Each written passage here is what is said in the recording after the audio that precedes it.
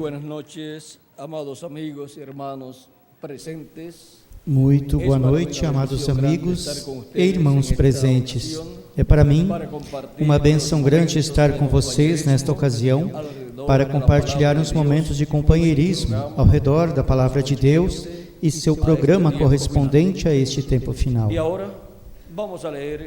E agora, leiamos em 1 de Coríntios, capítulo 10, do versículo 1 em diante.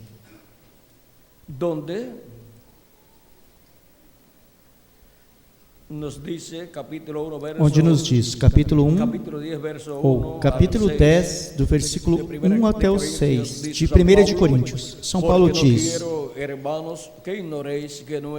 Ora, irmãos, não quero que ignoreis que nossos pais estiveram todos debaixo da nuvem, e todos passaram pelo mar, e todos foram batizados em Moisés, na nuvem e no mar, e todos comeram de um mesmo manjar espiritual, e beberam todos de uma mesma bebida espiritual, porque bebiam da pedra espiritual que os seguia, e a pedra era Cristo. Mas Deus não se agradou da maior parte deles, pelo que foram prostrados no deserto. E estas coisas foram-nos feitas em figura, para que não cobicemos as coisas más, como eles cobiçaram. Não vos façais, pois, idólatras, como alguns deles, conforme está escrito: o povo assentou-se a comer e a beber, e levantou-se para folgar. E não nos prostituamos, como alguns deles fizeram, e caíram um dia 23.000.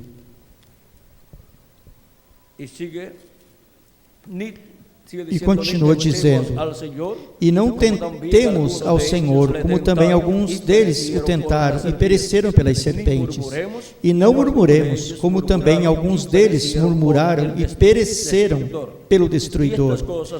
Ora, tudo isto lhes sobreveio como exemplo, e estão escritas para aviso nosso, para quem já são chegados os fins dos séculos. Aquele, pois, que cuida estar em pé, olhe que não caia. Não veio sobre vós tentação, senão humana, mas fiel é Deus,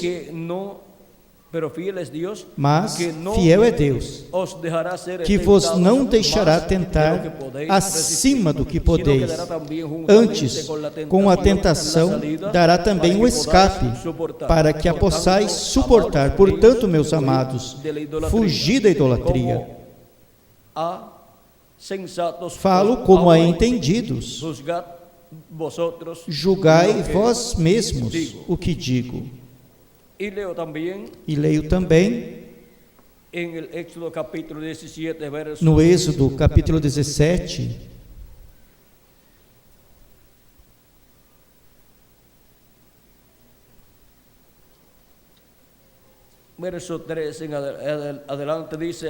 do versículo 3 em diante diz: tendo, pois, ali o povo sede de água, o povo murmurou contra Moisés e disse: por que nos fizeste subir do Egito para nos matares de sede, a nós e aos nossos filhos e ao nosso gado?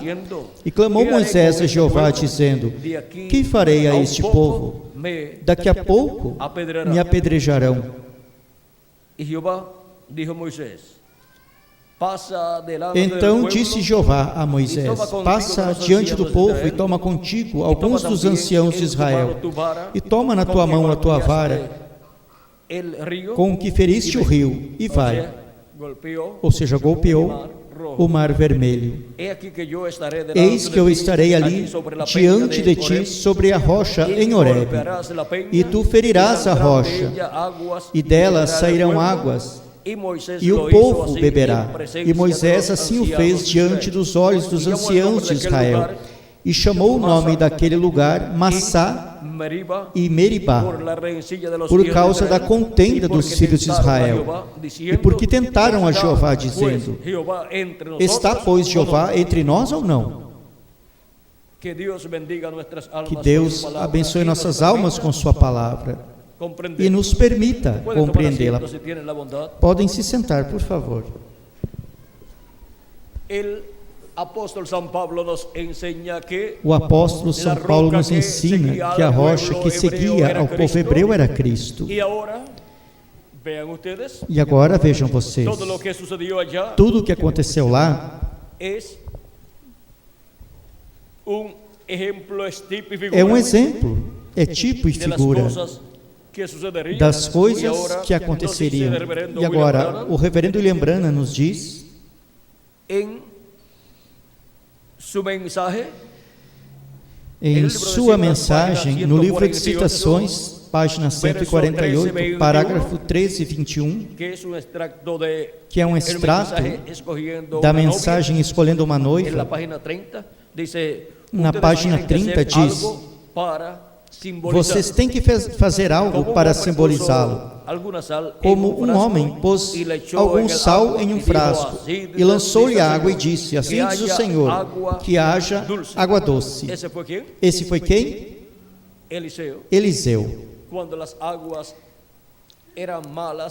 águas eram más, eram águas salgadas, e as pessoas não podiam tomá-la em certo lugar. E então o profeta Eliseu pegou sal e jogou onde nascia o manancial, esse rio, essa fonte de água, e as águas foram saradas. Assim como Moisés com o povo, quando chegaram a um lugar onde as águas eram amargas, Deus mostrou uma árvore ao profeta Moisés e disse-lhe: pegue essa árvore e ponha dentro das águas, e as águas se tornarão doces. E assim aconteceu. As águas amargas lá de Mara, o lugar onde o povo encontrou águas amargas, foram adoçadas por essa árvore que representa a Cristo.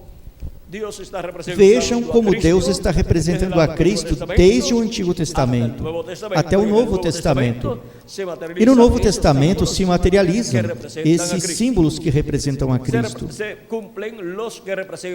Cumprem-se os que representam a Cristo em sua primeira vinda. E neste tempo final se cumprem os que representam a Cristo em sua segunda vinda. E agora vejam que sempre há algo para simbolizar o que Deus fará. E outro, Jesus pegou a água, ou seja, tomou a água e a colocou num jarro e fez vinho fora dela, ou seja, tornou a água em vinho. Agora, não poderá tornar o nosso corpo mortal num corpo imortal se tornou água em vinho? Claro que sim. E tornou a Lázaro, um homem morto, um corpo morto, em um corpo vivo, um homem vivo.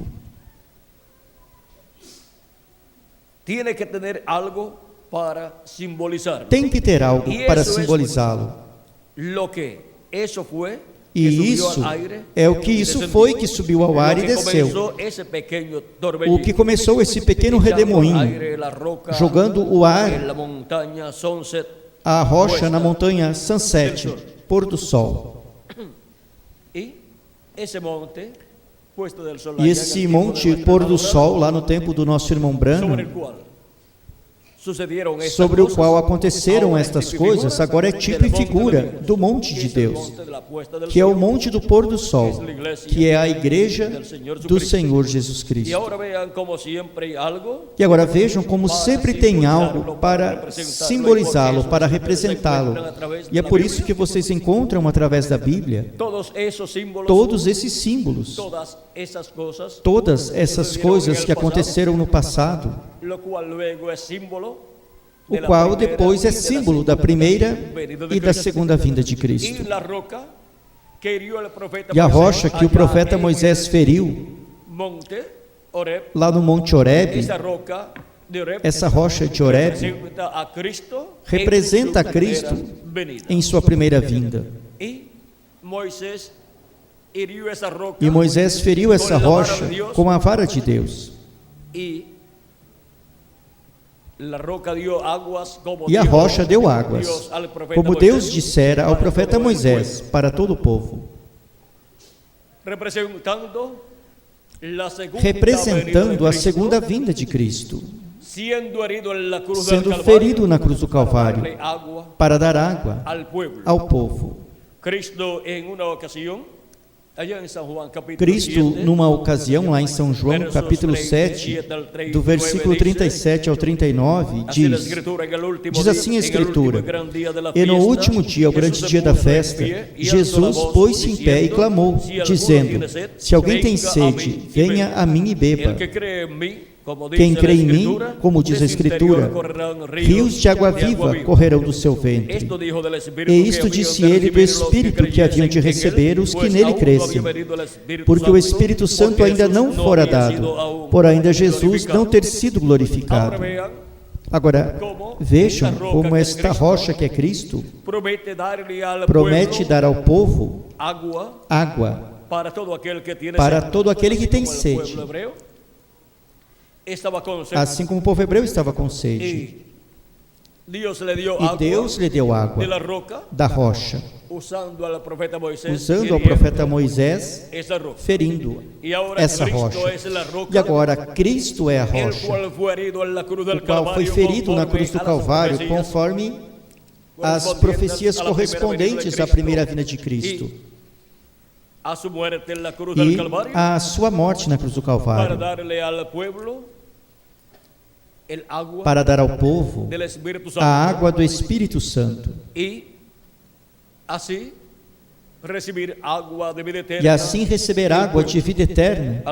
O povo também, Cristo esteve falando à mulher samaritana palavras sobre a água. Quando pediu água à mulher samaritana, e ela lhe disse: Como tu, sendo judeu, pede-me a mim água, sabendo que os judeus e os samaritanos não se tratam, não se dão bem? E Jesus lhe disse: Se tu soubesses quem é o que te pede de beber, tu pedirias dele, e ele te daria água que jorra para a vida eterna. Agora podemos ver que o Espírito Santo é essa água que jorra para a vida eterna. E Cristo, em sua primeira vinda, sendo ferido na cruz do Calvário, realizaria a obra de redenção, tiraria nossos pecados. E desde o dia de Pentecostes em diante, vejam vocês, esteve dando da água da vida eterna, seu Espírito Santo. Por isso ele falou que ele enviaria outro Consolador, o Espírito Santo. Em São João, capítulo 14, versículo 26, onde nos diz: Mas aquele Consolador, o Espírito Santo, que o Pai enviará em meu nome, esse vos ensinará todas as coisas e vos fará lembrar de tudo quanto vos tenho dito. E no capítulo 15, versículo 26, Cristo também nos diz: Mas quando vier o Consolador, que eu da parte do Pai vos hei de enviar, aquele Espírito da verdade que procede do Pai, ele testificará de mim. E no capítulo 16, versículo 12 ao 15, Cristo diz, de São João: Ainda tenho muito que vos dizer, mas vós não o podeis suportar agora. Mas quando vier aquele Espírito da verdade, ele vos guiará em toda a verdade, porque não falará de si mesmo, mas dirá tudo o que tiver ouvido, e vos anunciará o que há de vir. Ele me glorificará, porque há de receber do que é meu e vou-lo há de anunciar. Tudo quanto o Pai tem é meu. Por isso vos disse que há de receber do que é meu e vou-lo há de anunciar. Cristo também disse, falando dos crentes nele, ele disse que o Pai e ele disse, e viremos e nele faremos morada. Falando do Pai e dele.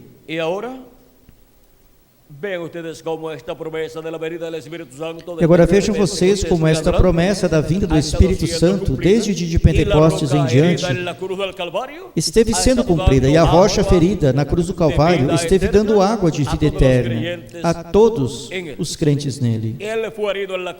Ele foi ferido na cruz do Calvário, e vejam onde foi simbolizado: na rocha, em Horebe, sendo ferida pelo profeta Moisés para dar água ao povo sedento. Porque se o povo não bebesse água, morreria de sede. O povo morreria desidratado, incluindo as crianças. E vejam, sem a água da vida eterna, o Espírito Santo, o ser humano morre. Mas com a água da vida eterna, o Espírito Santo, o ser humano obtém vida, e vida em abundância, vida eterna. Por isso Cristo nos diz: quem ouve a minha palavra e crê naquele que me enviou, tem a vida eterna, e não entrará em condenação, mas passou da morte para a vida. São João capítulo 5, versículo 24. E também em São João capítulo 11, do versículo 23 ao 26 diz: disse-lhe Jesus a Marta: teu irmão há de ressuscitar. Disse-lhe Marta: eu sei que há de ressuscitar na ressurreição do último dia. Disse-lhe Jesus: eu sou a ressurreição e a vida. Quem crê em mim, ainda que esteja morto, viverá. E todo aquele que vive e crê em mim não morrerá eternamente. Crês tu isto? Disse-lhe ela: Marta, sim, Senhor, creio que tu és o Cristo, o Filho de Deus, que havias de vir ao mundo. Agora vejam como a promessa é que aquele que crê em Cristo não morrerá eternamente. Ou seja, que se seu corpo físico morrer, essa é uma morte temporária, porque ressuscitará em um corpo eterno e glorificado, igual ao de Jesus Cristo, nosso Salvador. Porque essa pessoa já tomou da água da vida eterna e recebeu o Espírito de Cristo, essa água da vida eterna. A recebeu ao crer em Cristo como nosso Salvador e lavar seus pecados no sangue de Jesus Cristo e receber seu Espírito Santo. E agora tem vida eterna e tem um corpo teofânico com vida eterna da sexta dimensão. E somente lhe falta perseverar até que obtenha um corpo físico glorificado e eterno. Para ter essa vida eterna física também manifestada nela, que é a etapa da adoção, ou seja, da redenção do nosso corpo físico para o último dia, para a segunda vinda de Cristo, para o tempo da segunda vinda de Cristo, ou seja, para o tempo da outra pedra, outra rocha, a qual estava no deserto, porém em Cades Barneia, lá no território que se compreende na Escritura, ou o lugar que na Escritura se compreende como Refidim. Vejamos em Números 20. Aí está. Não vamos explicar muito desta segunda pedra, porém representa Cristo também. Aí foi onde morreu Miriam. E agora este território é o lugar onde encontram a segunda pedra, essa penha que representa a segunda vinda de Cristo. Agora vejam, para a primeira vinda de Cristo, A pedra de Horebe o representa e foi ferida, porque Cristo seria ferido em sua primeira vinda para dar água ao povo. A segunda pedra, a segunda rocha, também representa Cristo. A Cristo em sua segunda vinda. Mas para a segunda vinda de Cristo, não tem que ser ferida a pedra. Cristo não tem que ser crucificado como em sua primeira vinda para dar água ao povo. Porém, Moisés, tendo a comissão divina de ir com a vara e levar Arão e aos anciãos de Israel e ir a essa rocha e falar à rocha, Moisés, cheio de ira por causa do povo, o qual o provocou a ira. E Moisés deixou-se levar pela ira. E vejam o que acontece com as pessoas que se deixam levar pela ira. Mesmo que sejam profetas de Deus, perdem grandes bênçãos da parte de Deus, porque cometem graves erros no programa de Deus. E um erro no programa divino afeta a vida da pessoa. Ainda que a pessoa não se perca, porém, vejam, perde grandes bênçãos. Moisés não se perdeu, porém perdeu a bênção de entrar com o povo ao outro lado do Jordão, à terra prometida, onde estavam os frutos que Josué e Caleb levaram quando foram enviados à terra prometida para, como espias, examinarem a terra. Foram enviados também outros 10 espias. Eram pessoas muito importantes, príncipes. 2 príncipes, ou seja, de 2 em 2, foram enviados à terra prometida. Um príncipe de cada tribo. Josué era um príncipe da tribo que tinha a bênção da primogenitura, ou seja, da tribo de Efraim,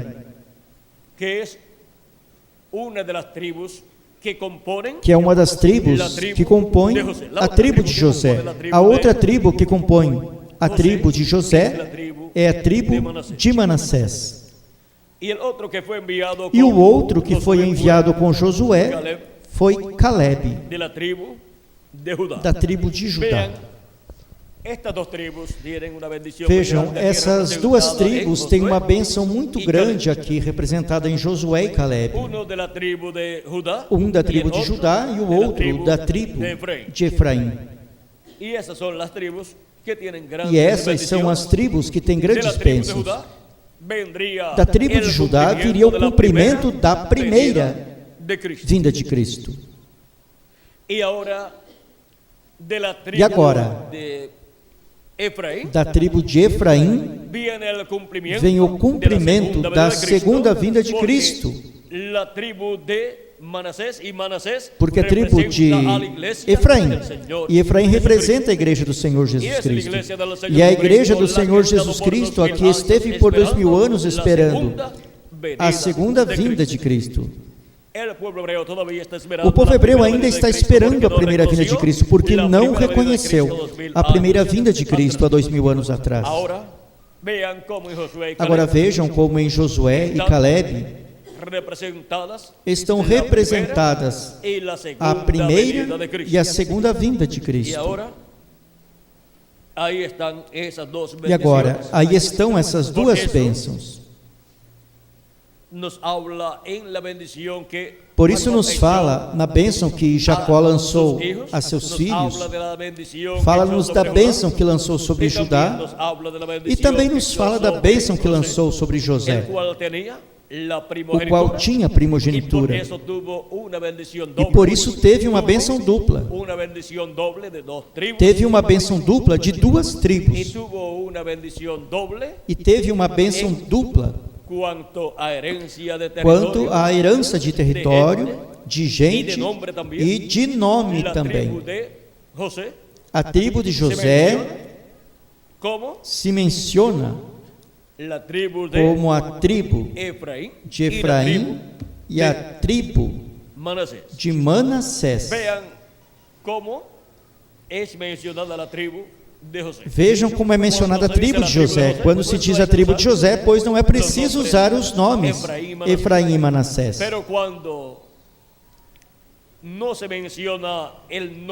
Mas quando não se menciona o nome de José, então se menciona Efraim e Manassés. Essa é a tribo de José com uma dupla porção tribal. E agora é na tribo de Efraim onde a bênção da primogenitura foi colocada. Mas também encontramos a Manassés recebendo uma bênção grande aí. Manassés representa o povo hebreu. E no último dia o povo hebreu receberá uma bênção. Uma bênção da parte de Deus. Que tem a ver com esta bênção que Jacó lançou sobre Efraim e Manassés. E primeiro a bênção caiu sobre Efraim. Por isso a bênção cai sobre a igreja de Jesus Cristo por meio da cruz em Cristo, e depois passará ao povo hebreu. Vejam como tudo foi simbolizado, porque tudo tem que ser o quê? Simbolizado e depois materializado. E agora, também na rocha de Horebe foi simbolizada a primeira vinda de Cristo. E o propósito de sua primeira vinda, a rocha sendo ferida ali, representando Cristo sendo ferido na cruz do Calvário. E agora a rocha dando águas, Cristo dando o Espírito Santo para todos aqueles que creem nele e lavam seus pecados no sangue de Cristo. Ele é essa rocha aberta que dá água de vida eterna, seu Espírito Santo, a todo aquele que nele crê. E assim a pessoa não se perde, não morre espiritualmente, senão que vive para toda a eternidade. Vive espiritualmente, e sendo assim, obtém vida física também. E, portanto, receberá um corpo eterno e glorificado no último dia para viver com Cristo por toda a eternidade, como reis e sacerdotes, em um corpo igual ao corpo de nosso amado Senhor Jesus Cristo, um corpo jovenzinho e imortal, incorruptível, um corpo que nunca ficará velho e um corpo que nunca morrerá.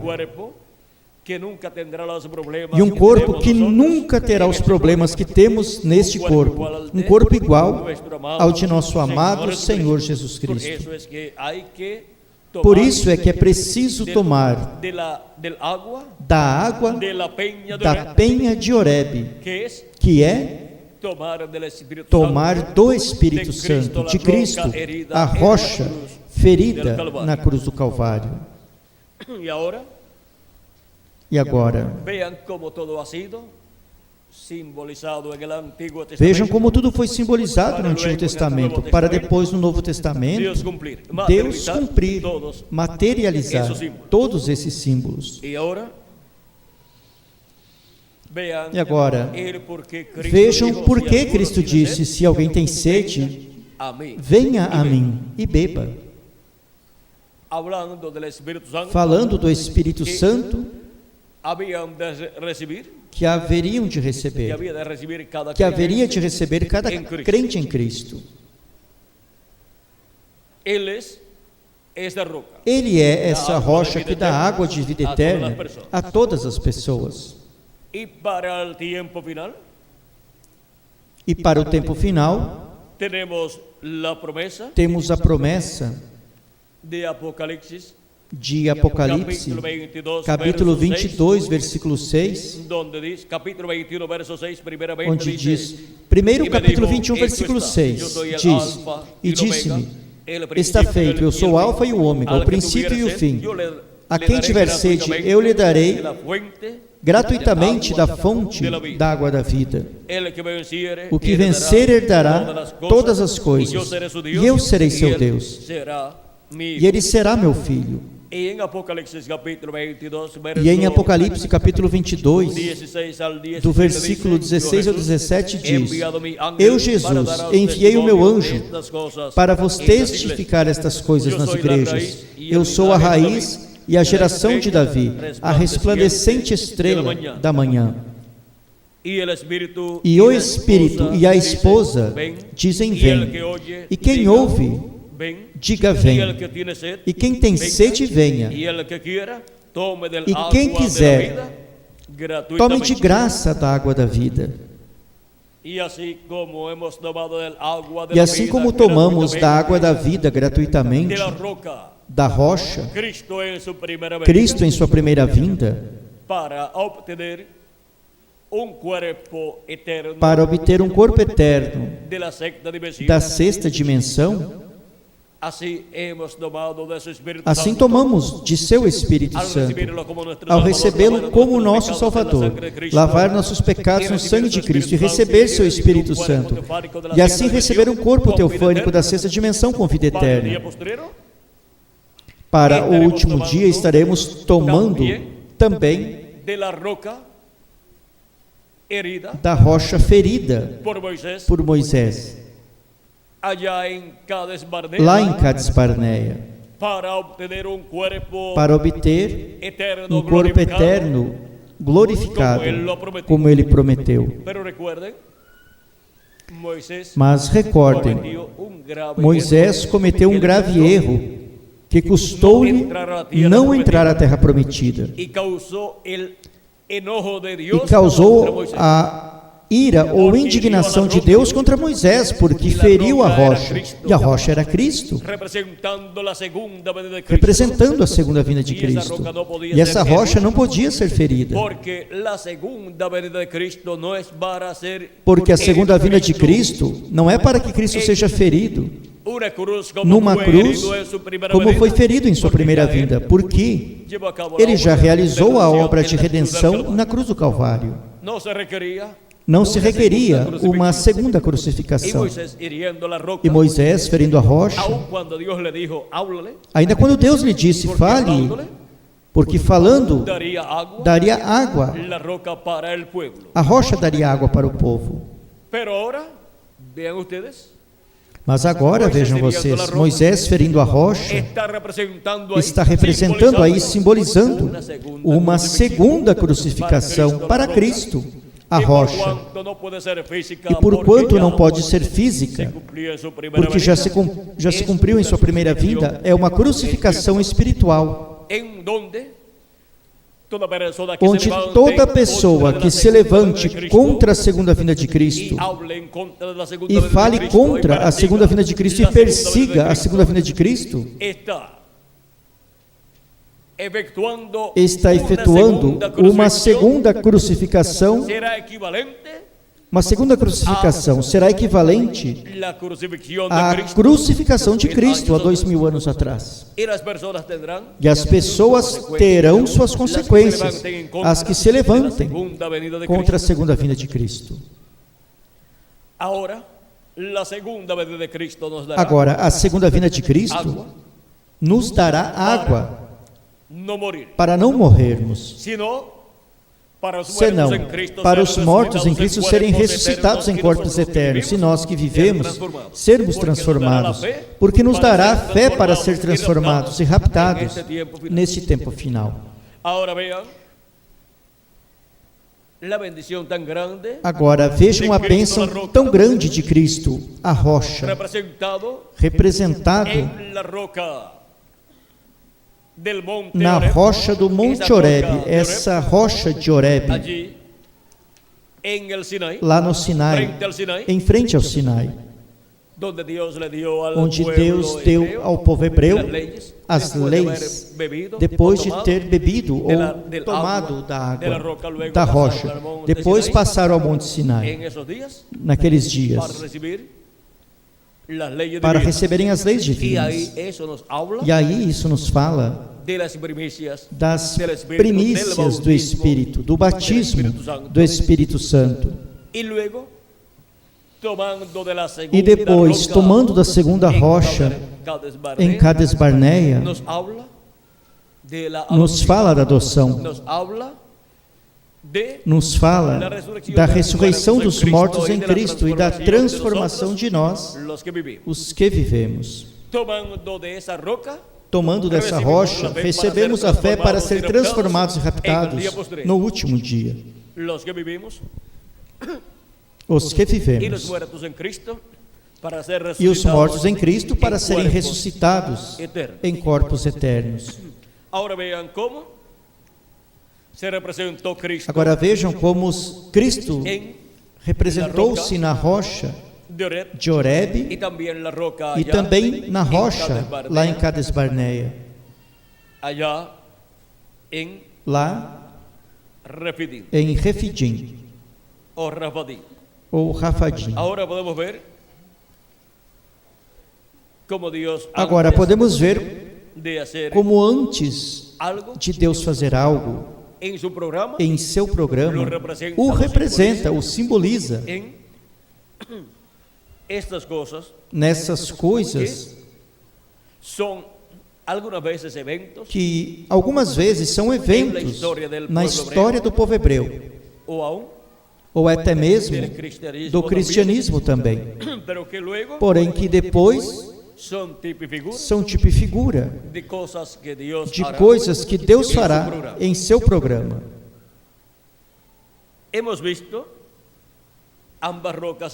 Vimos ambas as rochas aqui. Isto desta segunda rocha, da qual tocamos algo, é o tema que temos para os ministros, porém lhes tocamos algo, já que vocês não vão estar lá.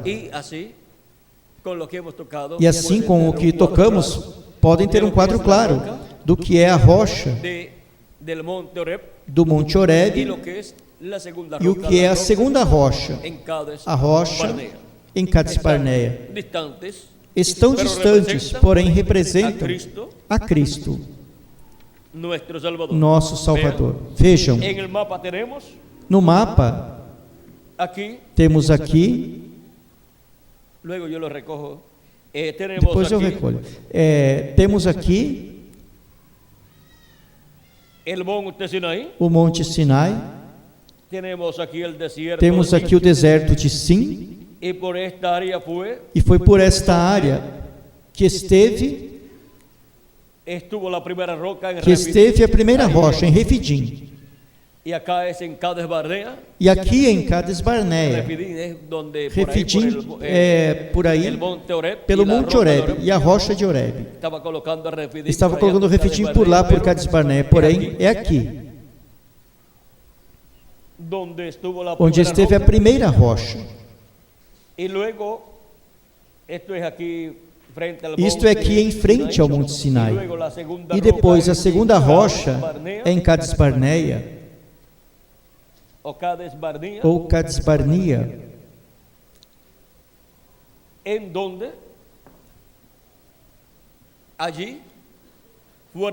aí onde foi representada a segunda vinda de Cristo. Agora podemos ver por que a primeira vinda de Cristo foi tão perseguida e depois foi crucificado na cruz do Calvário. E agora podemos ver por que a segunda vinda de Cristo também será perseguida. E falarão contra a segunda vinda de Cristo, porque Moisés feriu a rocha lá. Veja, vamos ver em Números, capítulo 20, para que aí tenham o quadro claro. Capítulo 20, versículo 7 em diante.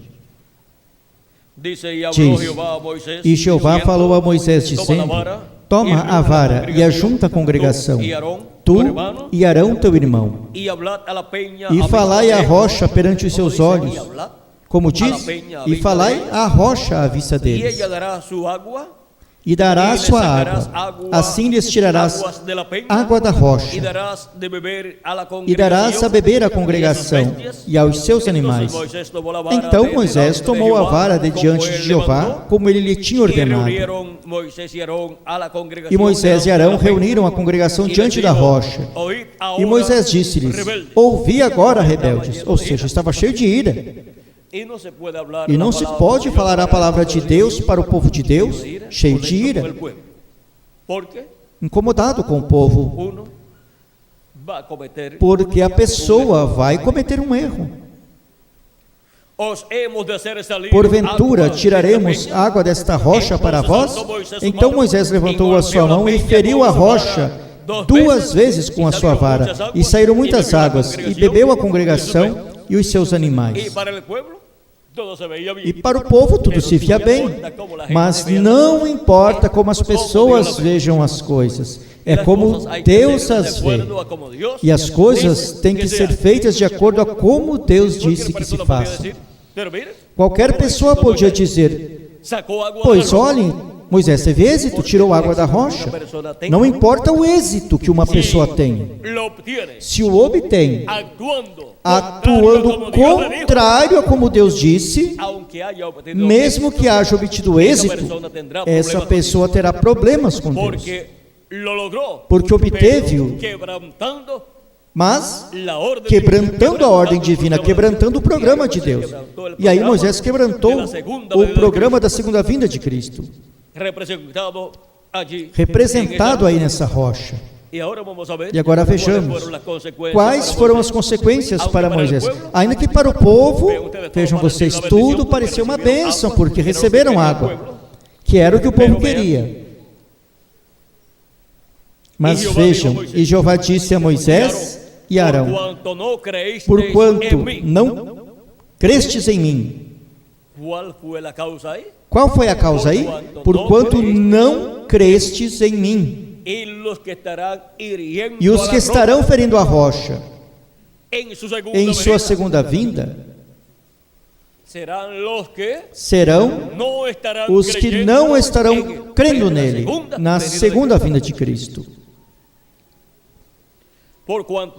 Porquanto não crestes em mim, para me santificar diante dos filhos de Israel. Por isso não metereis esta congregação na terra que lhes tenho dado. E essas pessoas que se rebelarão contra a rocha, Cristo em sua segunda vinda, e não crerão em sua segunda vinda, e estarão ferindo a rocha, falando contra ela, e perseguindo também a rocha, e aos crentes nessa rocha, essas pessoas nem entrarão à terra prometida, os que estarão contra a segunda vinda de Cristo, nem as pessoas que as sigam tampouco.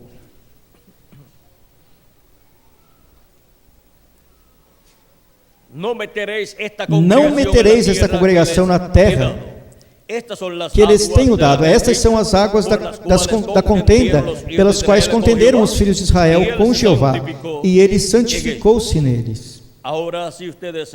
Agora, se vocês prestarem bem atenção, em Deuteronômio encontraremos a Moisés falando acerca do que lhe aconteceu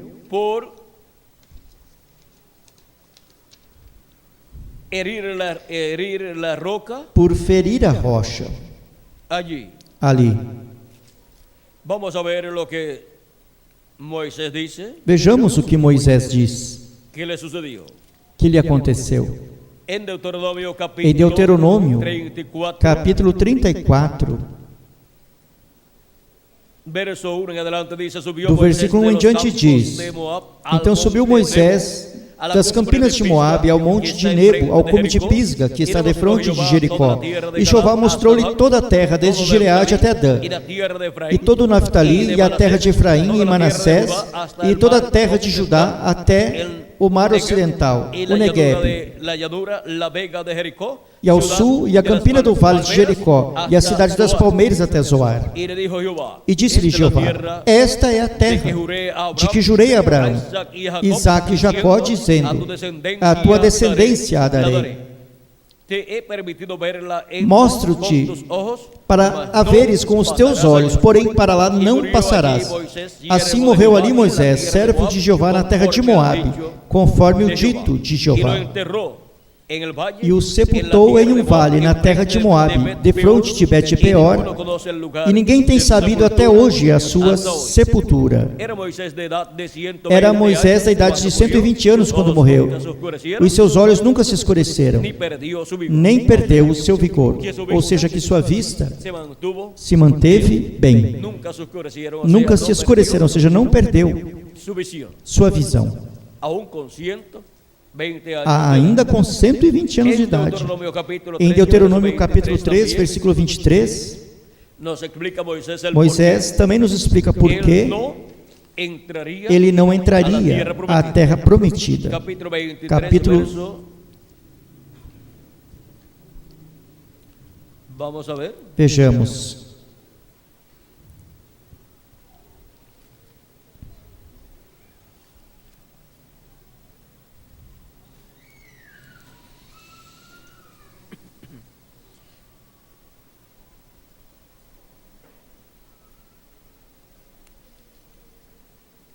Vamos a ver desde onde. Vejamos desde onde. Vamos a ler desde el verso. Leamos desde o versículo 20 em diante, diz: até que Jeová dê descanso a vossos irmãos. Está falando as duas tribos que ficaram ao lado anterior do Jordão. Eles queriam ficar ali, Moisés lhes deu essa terra, porém disse-lhes: porém vocês têm que ir pelejar a favor de seus irmãos, até que eles conquistem todo o território. E vos mandei então dizendo: Jeová vosso Deus vos deu esta terra por herança, mas ireis armados todos os valentes de vossos irmãos, os filhos de Israel, somente vossas mulheres, vossos filhos e vossos gados. Eu sei que tendes muito gado. Ficarão na cidade que vos tenho dado, ou seja, que Moisés repartiu as duas tribos de Israel, até que Jeová dê descanso a vossos irmãos como a vós, para que eles herdem também a terra que Jeová vosso Deus lhes há de dar da além do Jordão. Então voltareis cada qual à sua herança que já vos tenho dado.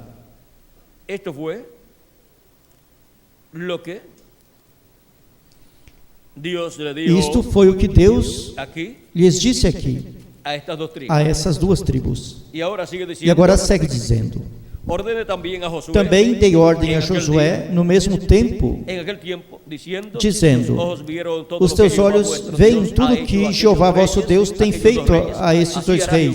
Assim fará Jeová a todos os reinos a que tu passarás. Não os temais, porque Jeová vosso Deus é o que peleja por vós. Também eu orei a Jeová naquele tempo, dizendo: Senhor Jeová, já começaste a mostrar a teu servo a tua grandeza e a tua forte mão. Porque que Deus há nos céus e na terra que possa obrar segundo as tuas obras e segundo a tua fortaleza? Rogo-te que me deixes passar para que veja esta boa terra que está além do Jordão, esta boa montanha e o Líbano. Porém Jeová indignou-se muito contra mim por causa de vós, e não me ouviu.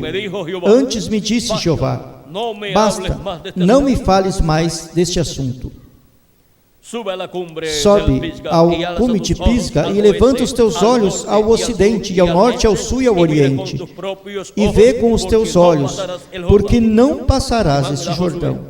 Manda, pois, a Josué e esforça-o e conforta-o, porque ele passará adiante deste povo e o fará possuir a terra que vires.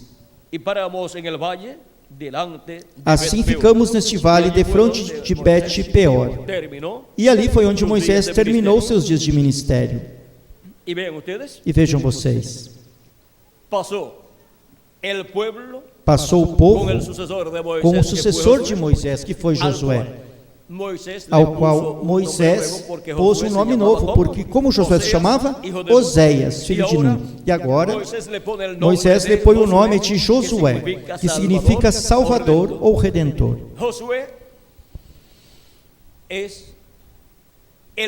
Josué é o nome que o Messias, o Redentor, usaria em sua vinda. E aí o temos em sua primeira vinda, ao Messias, o Redentor. com o mesmo nome que Moisés pôs a seu sucessor, que poria o povo na terra prometida. Vejam vocês como o nome do Salvador, Jesus Cristo, estaria colocado no que pôs ao povo hebreu na terra prometida. Vejam como se simbolizou, representou-se lá. Porque é nosso Josué, nosso amado Senhor Jesus Cristo, o que coloca o povo na terra prometida do novo corpo, o corpo eterno, e na terra prometida do glorioso reino milenial. Ele é o nosso Josué. E agora, para o último dia, vejam o que diz o precursor da segunda vinda de Cristo na página 188 do livro das Eras. Diz: agora, mantenhamos-nos firmes como Josué e Caleb, e nossa terra prometida está aparecendo, assim como a deles. Agora, Josué significa Jeová Salvador, e ele representa o líder da última era, que virá à igreja, como Paulo veio, como o líder original. Caleb representa aqueles que permaneceram fiéis a Josué ou com Josué. E agora, a quem representa Josué? Ao líder da igreja. De que tempo? Do tempo final, ou seja, do último dia. Segue dizendo: recorde, Deus tinha posto a Israel inicialmente como uma virgem, juntamente com sua palavra, mas eles desejavam algo diferente, assim como também a igreja do último dia. Observe como é que Deus não moveu a Israel, ou não o deixou entrar na terra prometida até que fosse em seu próprio tempo designado.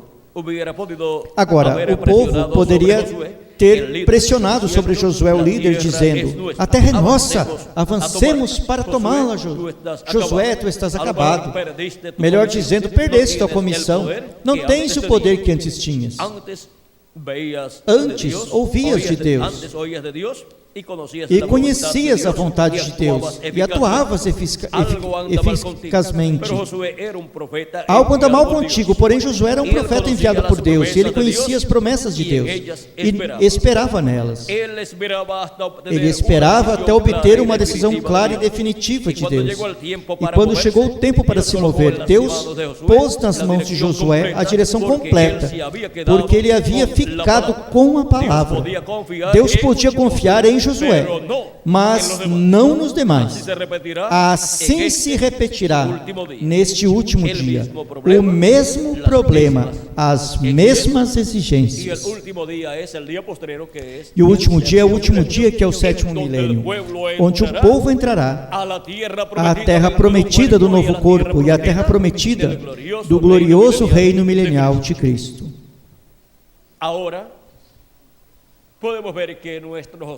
Agora, podemos ver que nosso Josué é nosso amado Senhor Jesus Cristo, que no último dia, em sua segunda vinda, estará entre seu povo, entre sua igreja, para passar a seu povo, a sua igreja, ao outro lado do Jordão, ou seja, a terra prometida do novo corpo e a terra prometida do glorioso reino milenial.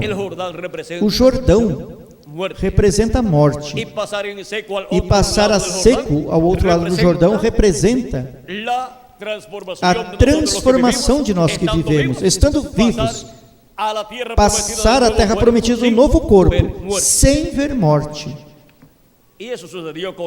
E isso aconteceu com Josué e com os que seguiram a Josué. Passaram o Jordão em seco. E isso será para os escolhidos de Deus no último dia, que passarão ao outro lado do Jordão, ou seja, passarão ao outro lado da morte, sem ver morte. E obterão o corpo eterno e glorioso que Cristo prometeu para todos nós. Agora, Josué significa Salvador. E aí está o nome do Salvador, em Josué. E agora para o último dia, assim como Moisés colocou em Oséias, filho de Num, seu sucessor, colocou-lhe um nome novo, o nome que significa Salvador ou Redentor. Com esse nome, era que o povo hebreu entraria à terra prometida, cruzando, atravessando ao outro lado do Jordão, em seco. O nome Moisés significa tirado das águas. E esse nome para tirar o povo das águas, da nação egípcia, porque águas e mares representam povos, nações e línguas. Agora, águas lá no Egito é a nação egípcia, e das águas da nação egípcia Deus tirou ao povo hebreu através de Moisés, que significa tirado das águas. Vejam como o que Deus ia fazer com o povo hebreu, tirando-o dentre o povo hebreu, do povo egípcio, e depois também passando através do Mar Vermelho. Tudo está representado no nome de Moisés. Mas para entrar na terra prometida se requeria um novo nome, e tinha que estar colocado onde? No líder que Deus usaria para passar o povo hebreu à terra prometida. Por isso o profeta Moisés teve que colocar esse nome novo, o nome Josué ou Yeshua, em Oséias, filho de Num, que seria o sucessor de Moisés. Deus disse a Moisés que Josué seria seu sucessor, o qual levaria o povo hebreu à terra prometida. Ele lhes repartiria a terra prometida às 12 tribos de Israel. E agora Cristo diz: ao que vencer, farei dele coluna no templo do meu Deus, e dela nunca sairá, ou dele nunca sairá, e escreverei sobre ele o nome do meu Deus. Isso está no capítulo 3, versículo 12 do Apocalipse. E escreverei sobre ele o nome do meu Deus e o nome da cidade do meu Deus, a nova Jerusalém que desce do céu do meu Deus, e o meu nome novo. Agora vejam vocês como Cristo escreverá sobre o vencedor seu nome novo. Aí estará o nome que se requer para passar ao outro lado do Jordão, passar a terra prometida do novo corpo, e depois a terra prometida do glorioso reino milenial de Cristo. Passar a terra prometida, porque passaremos dos reinos deste mundo ao glorioso reino de nosso amado Senhor Jesus Cristo, esse reino milenial. Também vejam vocês que, sendo que a rocha é Cristo, encontramos que a rocha ou pedra que os edificadores rejeitaram tem o nome de Deus. Por isso, o nome que Moisés colocou sobre Oséias, filho de Num, ou seja, Josué, ou Yoshua, ou Yeshua, é o mesmo nome em hebraico que foi colocado sobre o filho da virgem que nasceu em Belém da Judéia. E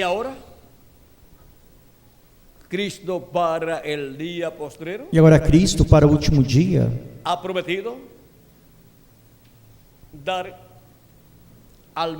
prometeu dar ao vencedor uma pedrinha branca, e na pedrinha um nome novo escrito, que ninguém conhece, ninguém entende, senão aquele que o recebe. Cristo sempre foi o quê? A rocha, a pedra, e aí o temos. Ele é a pedra que os edificadores rejeitaram em sua primeira vinda. E foi representado numa pedra, a pedra angular, na construção do templo, que os edificadores tinham rejeitado, da qual falam os Salmos. O profeta Isaías também, no capítulo 28, também nos fala dessa pedra, que os edificadores rejeitaram. E também no capítulo 8, versículo 14, nos fala dessa pedra. E também no capítulo 51, versículo 1, nos fala dessa pedra. A pedra de onde nós fomos o quê? Cortados. Porque nós também somos pedras vivas. Para sermos colocados no templo espiritual de Cristo como pedras vivas. Para ser um templo santo no Senhor. E agora, nessa pedra não cortada por mãos, vem um nome novo. Esse é o nome novo do Senhor Jesus Cristo, que é o nome eterno de Deus. Para quê? Para quê? Para ser escrito sobre o vencedor, porque é o vencedor que recebe essa pedra. Essa pedrinha branca com esse nome escrito, esse nome novo escrito. É a mesma pedra que viu o profeta Daniel, não cortada por mãos, pois foi cortada pela mão de Deus, a palavra de Deus. E agora, o vencedor é quem recebe essa pedra, a segunda vinda de Cristo com esse nome novo. E com a vinda da pedra e seu nome novo, que é o nome eterno de Deus, o povo, a igreja de Jesus Cristo, o Israel celestial, entrará à terra prometida do novo corpo e à terra prometida do glorioso reino milenial, depois da ceia das bodas do Cordeiro no céu, e que tenha passado a grande tribulação de 3 anos e meio sobre este planeta Terra. Agora vejam como tudo foi simbolizado no Antigo Testamento, porque tudo tem que ser simbolizado primeiro, porque esses símbolos são o tipo e figura, são a sombra do que Deus materializará em seu programa. E agora vimos a penha de Horebe ferida para produzir água de vida eterna, para que todos que nele creem não se percam, mas tenham vida eterna. Porque São Pedro nos diz, em sua primeira carta, capítulo 2, e leremos,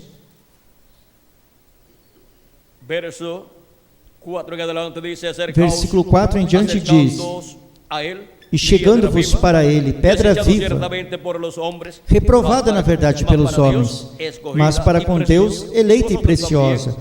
Vós também, como pedras vivas, sois edificados como casa espiritual e sacerdócio santo, para oferecer sacrifícios espirituais agradáveis a Deus por Jesus Cristo. Pelo que também na Escritura se contém: eis que ponho em Sião a pedra principal da esquina, eleita e preciosa, e quem nela crer não será confundido. E assim para vós os que credes é preciosa, mas para os rebeldes a pedra que os edificadores reprovaram, essa foi a principal da esquina, e uma pedra de tropeço e rocha que faz cair, porque tropeçam na palavra, sendo desobedientes, para o que também foram ordenados. Agora vejam vocês como aqui nos fala dessa rocha, dessa pedra, a qual é Cristo, e o qual é a pedra, a rocha que os edificadores rejeitaram lá há 2000 anos atrás. E agora, os que creem diz: eis que ponho em Sião a pedra principal da esquina, eleita e preciosa, e quem nela crer não será confundido. E assim para vós, os que credes, é preciosa, mas para os rebeldes, a pedra que os edificadores reprovaram, essa foi a principal da esquina. E o que mais? E uma pedra de tropeço e rocha que faz cair. Porque tropeçam onde? Na palavra, sendo desobedientes, para o que também foram destinados. Agora vejam qual será a atitude frente à rocha, Cristo, em sua primeira vinda e também em sua segunda vinda.